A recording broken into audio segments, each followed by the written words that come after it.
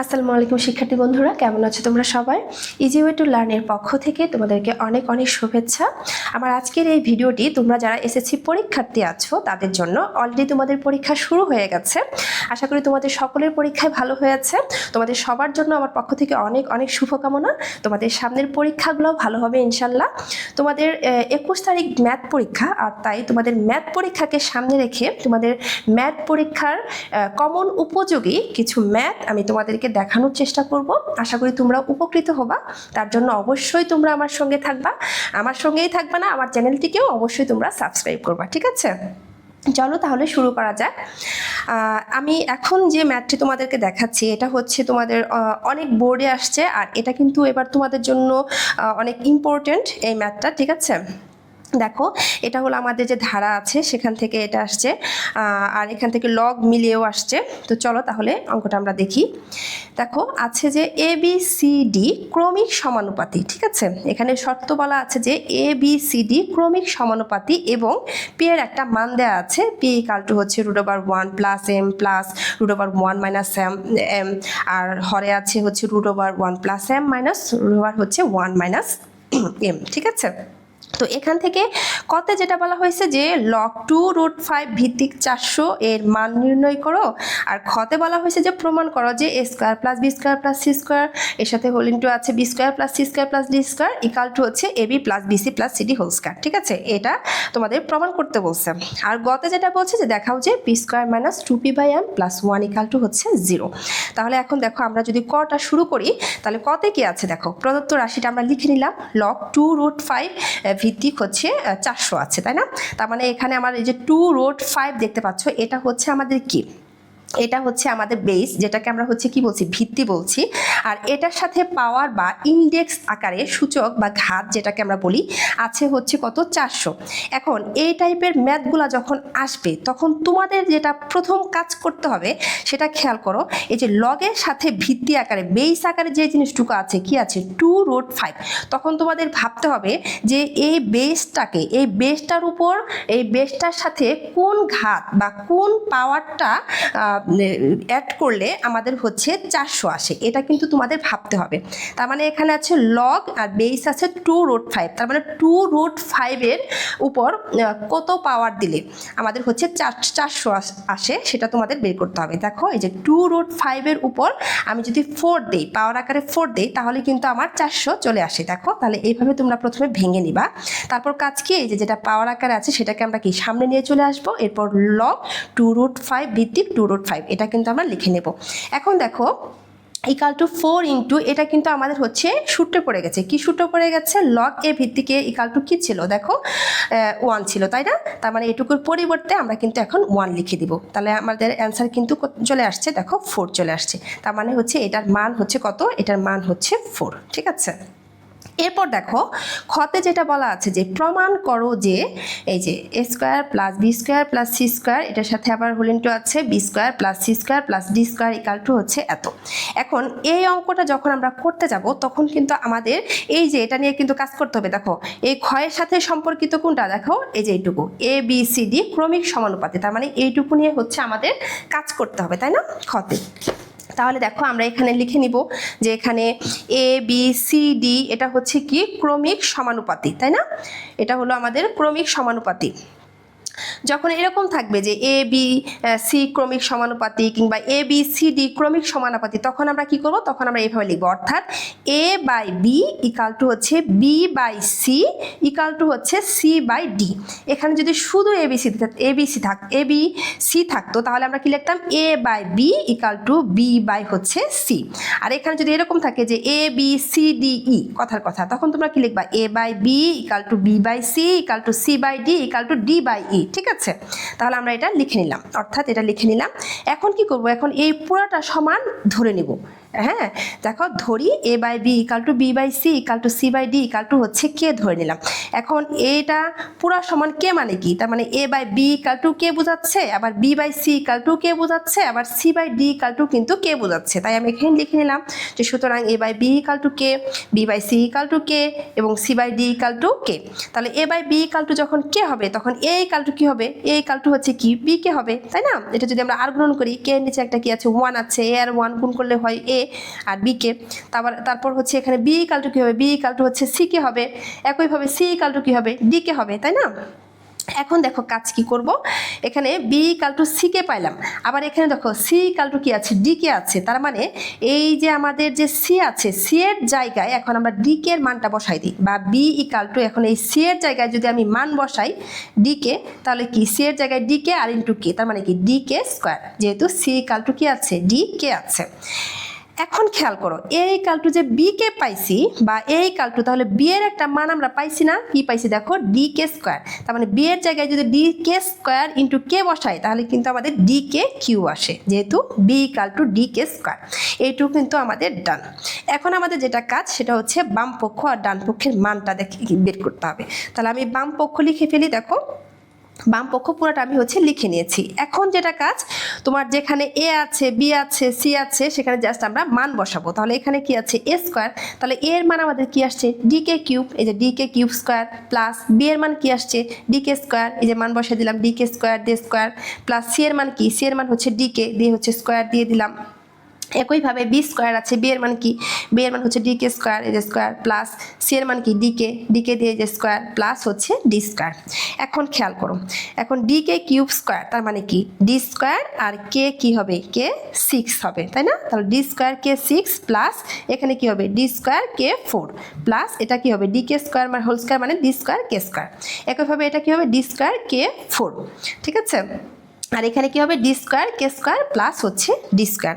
এবার খেয়াল করো, এই যে এই অংশটুকু আছে, এখান থেকে আমরা হচ্ছে কমন নিব। হ্যাঁ, এখান থেকে কিন্তু আমাদের কি কমন যায়, দেখো যে D square D square D square তিনটার মধ্যেই আছে।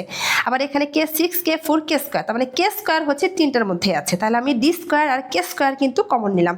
এখন কমন নেওয়ার পর তাহলে এখানে কি আসলো, ডি স্কোয়ার কে 6 কে যদি ডি স্কোয়ার কমন নেওয়া মানে কি, কমন নেওয়া মানে হচ্ছে এই ডি স্কোয়ার কে স্কোয়ার দিয়ে এই ডি স্কোয়ার কে 6 কে ভাগ করবা, ডি স্কোয়ার কে 4 কে ভাগ করে দেখবা, ডি স্কোয়ার কে স্কোয়ার কে ভাগ করে দেখবা। তাহলে ডি স্কোয়ার কে 6 কে যদি ডি স্কোয়ার কে স্কোয়ার দ্বারা ভাগ করি, যেমন আমি এখানে লিখলাম ডি স্কোয়ার কে 6, এটাকে ভাগ করলাম ডি স্কোয়ার কে স্কোয়ার, তার মানে ডি স্কোয়ার কাটা, কে স্কোয়ার দিয়ে কে 6 করলে কে 6 বাই কে স্কোয়ার আছে, তার মানে কি কে 6 মাইনাস 2, তার মানে হচ্ছে কে টু দি পাওয়ার 4। দেখো এই যে আমাদের কে টু দি পাওয়ার 4। একইভাবে ডি স্কোয়ার কে 4 কে ডি স্কোয়ার কে স্কোয়ার দ্বারা ভাগ করলে হচ্ছে কে স্কোয়ার আসে, আর এটা হচ্ছে 1 আসে। আর এটুকুর মধ্যে কমন নিব হচ্ছে আমার ডি স্কোয়ার, তাহলে ডি স্কোয়ার কমন নিলে এখানে কি থাকে, কে 4 প্লাস কে স্কোয়ার প্লাস 1। এখন খেয়াল করো, এই ডি স্কোয়ার দিয়ে এই পুরোটাকে আমি যদি গুণ করে ফেলি, তাহলে আমার কি হয়, ডি 4 কে স্কোয়ার, আর কে পাওয়ার 4 প্লাস কে স্কোয়ার প্লাস 1, এটা কয়টা আছে, 2টা, তাই এটা লিখে আমি এই যে স্কোয়ার দিয়ে দিলাম, ঠিক আছে? এবার যেটা কাজ, এখন আমাদের কাজ হচ্ছে ডান পক্ষ নিয়ে। তাহলে ডান পক্ষের মানটা আমরা দেখবো, ডান পক্ষের অঙ্কটুকু করে যে এই রেজাল্টটাই আসে কিনা। A B plus BC plus CD square দিয়ে দিয়েছি। এখন একইভাবে তোমরা এর মান বসাও, এর মান কত ছিল, যে ডিকে কিউব ইন্টু বি এর মান ডিকে স্কোয়ার প্লাস বি এর মান ডিকে স্কোয়ার ইন্টু সি এর মান কিন্তু ডিকে প্লাস সি এর মান হচ্ছে কি ডিকে, আর ডি এর মান হচ্ছে ডি এর কোনো মান নাই, তাই ডি হচ্ছে ডি দিয়ে লিখে নিলাম। এখন খেয়াল করো, ডিকে কিউব আর ডিকে স্কোয়ার এটা কিন্তু ইনটু আকারে আছে, আর যখন ইনটু আকারে থাকবে তখন কি হবে বলো তো, ডি আর ডি এখানে পাওয়ার 1 1, তার মানে হচ্ছে ডি স্কোয়ার, আর কে 3 আর কে স্কোয়ার ইনটু আকারে থাকলে কিন্তু তোমরা কিন্তু জানো ইনটু আকারে থাকলে আমাদের যে পাওয়ার আকারে যেটা থাকে সেটা কিন্তু হচ্ছে যোগ হয়ে যায়। তাহলে কে 3 ইন্টু কে 2, তার মানে কি কে 3 ইন্টু কে 2 ইকাল টু কি হবে, কে টু দি পাওয়ার 3 প্লাস 2, তার মানে কে 5। তাহলে দেখো ডি স্কোয়ার কে 5, আর এখানে কি হবে তাহলে ডি স্কোয়ার কে 3, আর এখানে কি হবে ডি স্কোয়ার কে, তারপরে কি হবে দেখো হোল স্কোয়ার, তাই না? এখন খেয়াল করো, এখন আমাদের যেটা কাজ সেটা হলো এখান থেকে আবার আমরা কমন নেব, ঠিক আছে? এইটুকুর ভিতর থেকে আমরা কমন নেব। এখান থেকে কি কমন যায়, দেখো ডি স্কোয়ার তিনটার মধ্যে আছে, আর কেও কিন্তু তিনটার মধ্যে আছে, তার মানে ডি স্কোয়ারকে কিন্তু আমরা কমন নিতে পারি। এবার খেয়াল করি যে আমরা ডি স্কোয়ারকে কমন নিলাম, ডি স্কোয়ারকে কমন নেওয়ার পর আমাদের তাহলে কি থাকে, কে 4 প্লাস কে স্কোয়ার প্লাস 1, এই যে সেকেন্ড ব্র্যাকেট দিয়ে তারপর হোল স্কোয়ার দিলাম। তার মানে এই হোল স্কোয়ার তার মানে কি, ডি স্কোয়ার কে এর সাথেও এই হোল স্কোয়ারটা কিন্তু আছে, স্কোয়ারটা আছে, আর এটার সাথেও কিন্তু স্কোয়ারটা আছে।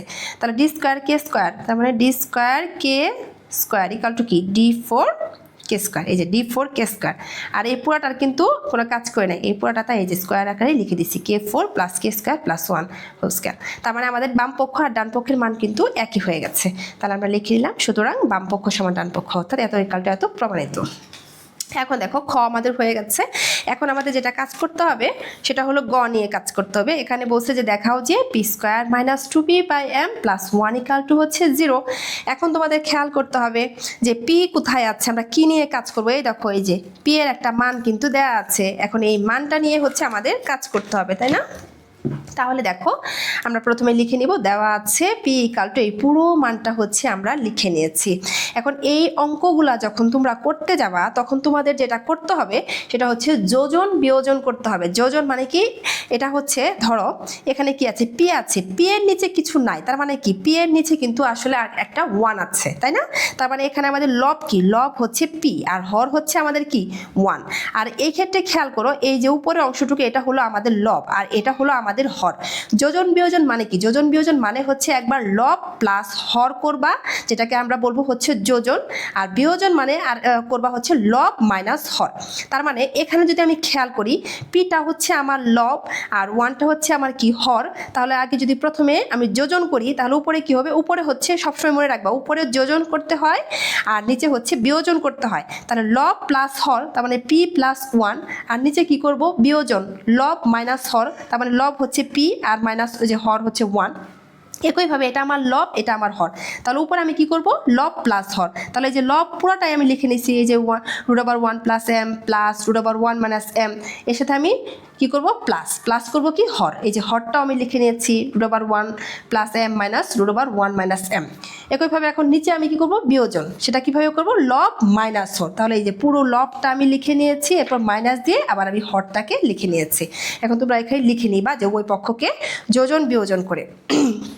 এবার খেয়াল করো তাহলে এখানে কি আসলো p + 1/p - 1 = দেখো এখানে কি আসে, এটার আগে দেখো √1 - m এর আগে প্লাস আছে আর এটার আগে মাইনাস আছে, তাহলে দুটা কিন্তু কাটা যায়।